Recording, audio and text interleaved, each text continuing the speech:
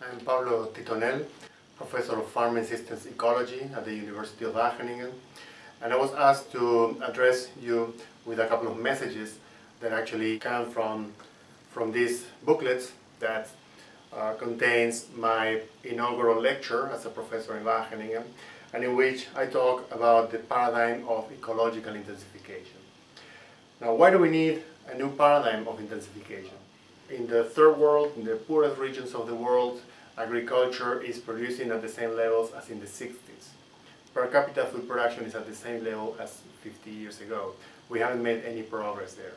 And why? Well, simply because the model that was so successful in increasing productivity in the north is actually a model that depends heavily on subsidies from other sectors of the society.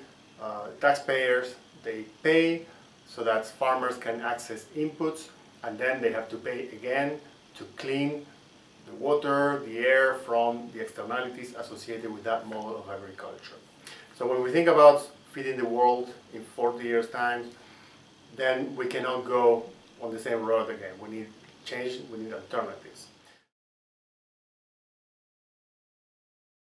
First of all, because this is a model of agriculture that is highly dependent on fossil fuel energy. We are now past peak oil production, we are past peak phosphorus production, so we need to be more efficient in the use of energy and nutrients. A model that allows to actually be more efficient in energy and nutrients is not only useful for farmers in the north, for farmers in Europe, but also for farmers in the south to increase productivity and to restore degraded soils. At the moment, we have 25% of the arable land in the world is degraded. And if we manage to restore productivity on that land, we can gain 1/4 more of land that now is out of production. By doing that, we can also use that land as a sink of carbon, because we can increase organic matter and capture carbon from the atmosphere.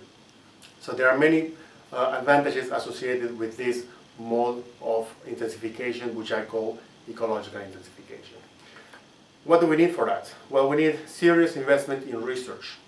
When we compare yields of conventional agriculture with organic agriculture, scientific data, scientific publications are telling us that worldwide the differences in yield are 20%. But when we look at the differences in investments, those are probably 90%. Because for conventional farming, there is a lot of investment from the private sector, pesticides, GMOs, etc., you name it.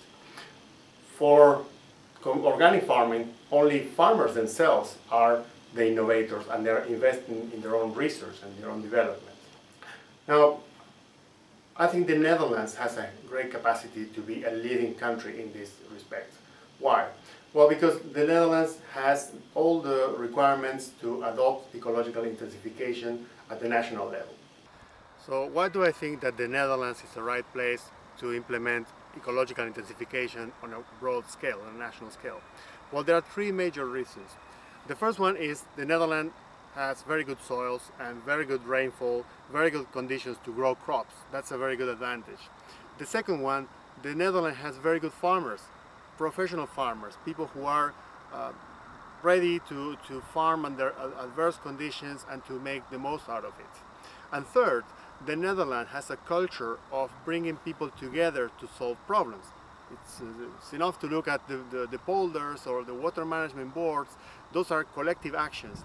And when we think about ecological intensification, we cannot just imagine that this can happen at a single farm.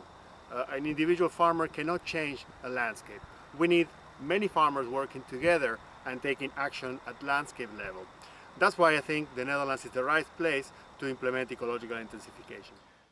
These are some of the ideas that I wanted to discuss and to actually bring to your discussion, and I would at some point like to discuss with you personally. So I wish you very good luck with this meeting. I hope it's a very fruitful discussion and it's the beginning of something positive for the Netherlands, but also for the world. Thank you very much.